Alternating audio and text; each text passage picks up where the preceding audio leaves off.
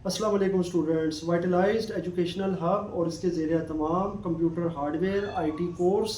और आज इस सिलसिले का एक बहुत अहम लेक्चर है क्योंकि आज मेरे पास एक बड़ा यूनिक लैपटॉप है तोशिबा सेटेलाइट का, और ये है कोर टू ड्यू। और ज़ाहिर है इस तरह के लैपटॉप अब बहुत कम देखने को मिलते हैं क्योंकि ये अब लोग कम यूज़ करते हैं।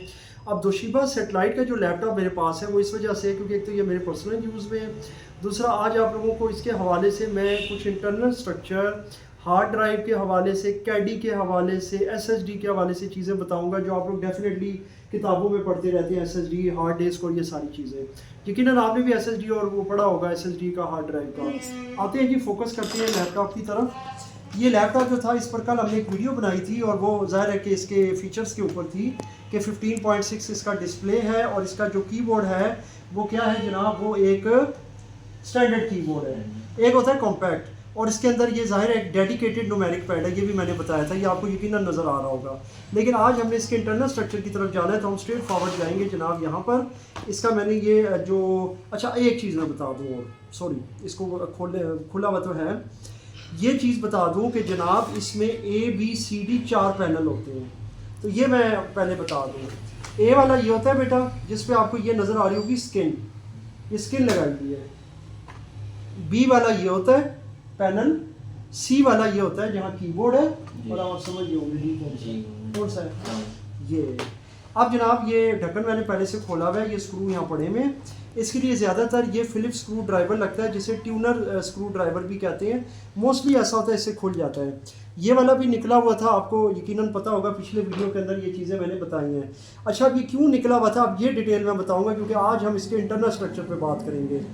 जनाब ये इस वजह से निकला हुआ था कि इस लैपटॉप के अंदर था ऑप्टिकल ड्राइव, वो जो आपने देखा होगा CD रोम होता है पुराने कंप्यूटर में या DVD। अब हुआ क्या कि ये जो इस कंप्यूटर का ओनर था जिससे मैंने ये ख़रीदा है, क्योंकि जब ये मेरे पास आया है तो ये उस वक्त की हालत में है, अभी मैंने विंडोज़ करनी है, यानी है तो यह मेरे ज़ेरे इस्तेमाल है, लेकिन अभी तक मैंने इसको मतलब उस तरह से मॉडिफाई नहीं किया। मैंने वैसी हालत में रखा है कि इसके ऊपर वीडियो बनाएंगे तो फिर आगे हम चलेंगे। ये तोशिबा सेटेलाइट है बेटा C50B, ये C50B है, ये इसका मॉडल देख लें ताकि आपको पता लगे। और ये बहुत ही एंटीक मॉडल है। इसका जो चार्जर है वो 19 वोल्ट, एक आम सा जो एक डेल का होता है ना, ये वो लग जाता है 2.3 एम्पेयर। चले जी अब आते हैं इसके बाकी स्ट्रक्चर की तरफ। ये आपने देखा होगा कि ये इसका जो है ना, इसको हम कहते हैं फ्रंट पैनल। ये निकला हुआ है, क्यों निकला हुआ है मैं इसकी वजह आपको बताता हूँ। देखिए सबसे पहले हम ये करते हैं कि बैटरी वगैरह निकालते हैं इसकी। इसमें ज़रा मुझे थोड़ा सा ना वो मसला है नेल्स का, मैं कोशिश करता हूँ। हाँ निकल आई। चलो ये मैंने इसका D सेक्शन निकाल दिया है, बैटरी भी रिमूव कर दी है।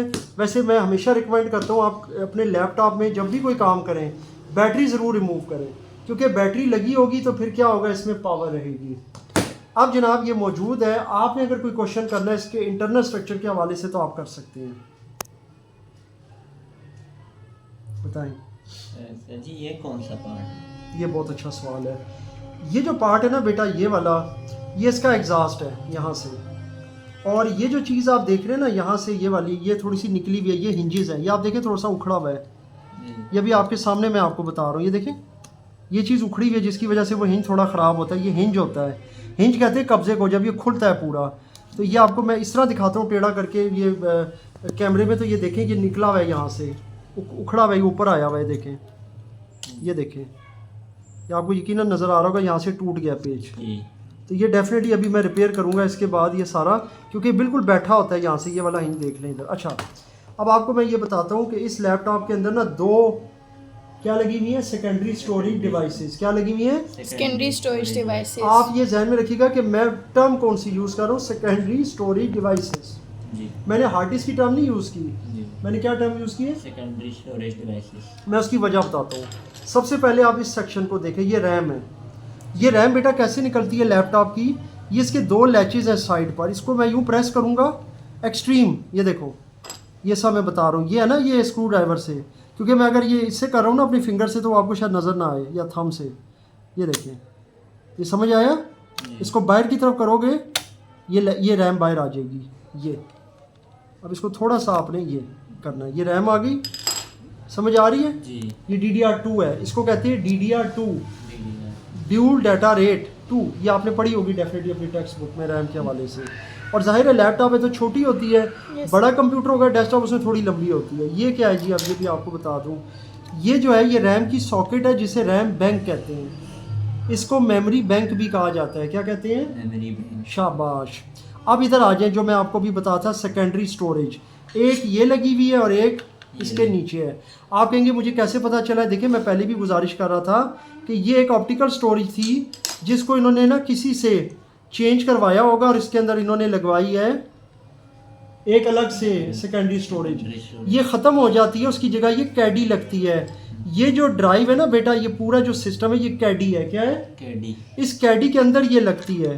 क्या लगती है? Secondary storage.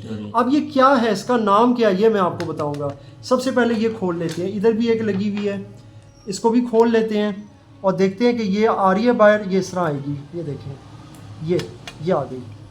समझ आ गई आपको? अब आपको मैं इसका नाम बताता हूँ। ये भी बेटा SSD है और ये भी SSD है। आप कहेंगे मुझे कैसे पता चला ये SSD है? ये हार्ड डिस्क है, ये प्रॉपर हार्ड डिस्क है बेटा जी। कैसे पता चलता है? इसका मैं बड़ा आसान तरीका आपको बताता हूँ, क्योंकि आपने SSD भी पढ़ी है, सॉलिड स्टेट ड्राइव और हार्ड डिस्क ड्राइव। इनमें फ़र्क बताने लगूँ आज आपको। एक तो फ़र्क इसके अंदर होता है भाई, जब आप इसको खोलोगे ना बेटा, आज आपको लाइव मैं वीडियो के अंदर बता ही देता हूँ। वैसे अगर ये खुल गई तो वैसे ये नहीं खुलेगी। इस वाले को देखता हूँ क्योंकि इसका जो स्क्रू है वो डिफरेंट है। इस वाली को खोल के देखते हैं अगर ये इसके स्क्रू हुए तो। अच्छा, ये जो मैं खोल रहा हूँ ना यासीन, मुझे ज़रा बताएं कि ये मैं भी इसको किससे डिटैच कर रहा हूँ, इसको SSD को? अभी मैंने नाम बताया, आप बताएं जन्नत, किससे डिटैच कर रहा हूँ? कैडी से। ये कैडी है इसकी, मैंने आपको बताया कैडी ड्राइव है। ये देखें, इससे मैं डिटैच कर रहा हूँ। समझ आया आपको? ये मेरे ख्याल से चिपकी हुई है इसके ऊपर। ये अब आइए बाहर, ये निकाल ली ना। ये कैडी ड्राइव है जी। ये अलहदा से बेटा मिलती है लैपटॉप्स के लिए, लैपटॉप में नहीं होती। ये आ गई। अब इसको खोल के देखें, अगर खुल गई तो स्क्रू ड्राइवर मुझे चाहिए। बारह मैं आपको ना इसका समझा देता हूँ, क्योंकि इसमें हैक्स लगे हुए स्क्रू, वो इससे नहीं खुलेंगे। ये फिलिप्स है, ये 5 मुंह वाला है, इसमें 6 मुंह वाला लगा है जिसे हैक स्क्रू कहते हैं। लेकिन मैं आपको फ़र्क बता देता हूँ, जब आप इसको खोलोगे ना इसकी केसिंग को, तो अंदर से इतनी ड्राइव निकलेगी पुत्र। ये आप देख रहे हो इसके गोल्ड प्लेटेड, ये भी कॉन्टैक्ट्स साटा वाले, ये यहाँ तक होते हैं। जिस तरह ये निकले हुए हैं ना, ये यहाँ तक होते हैं और ये ड्राइव इसकी बस यहाँ तक होती है अंदर। ये पूरी केसिंग इन्होंने सिर्फ इसकी फिटिंग के लिए बनाई होती है बड़ी। हार्ड डिस्क में क्या फ़र्क है? एक तो ये वज़नी है, इससे ये हल्की है, आप खुद फील कर सकते हैं, दूसरे हाथ से आप देख लें, ये बिल्कुल हल्की सी है। वेयर एज हार्ड डिस्क को आप कंपेयर करो, ये वज़नी है।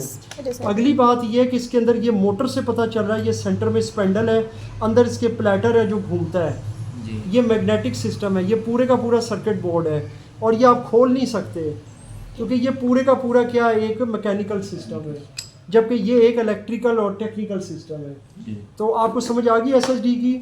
ये 2 SSDs हैं बेटा मेरे पास इस लैपटॉप में, इनको मैं और इसको अलग रखने लगा हूँ। ठीक हो गया जी।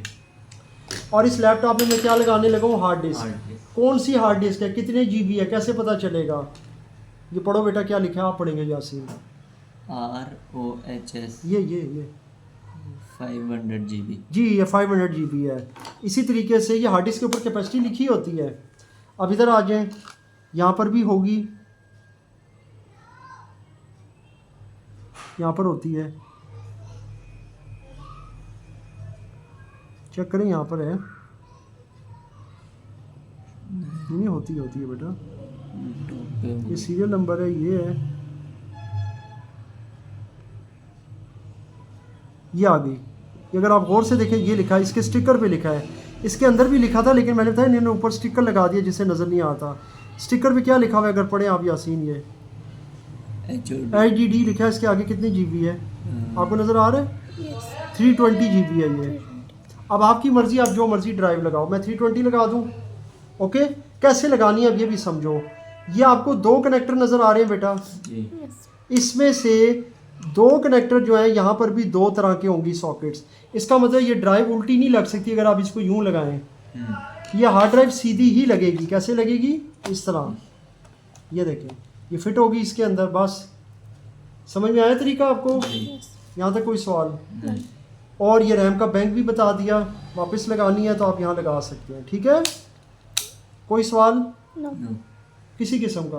नहीं। अच्छा, अगर कैडी वापस लगानी है, क्योंकि ये कैडी है, ये CD राम या DVD राम नहीं है, मैं पहले बता चुका हूँ।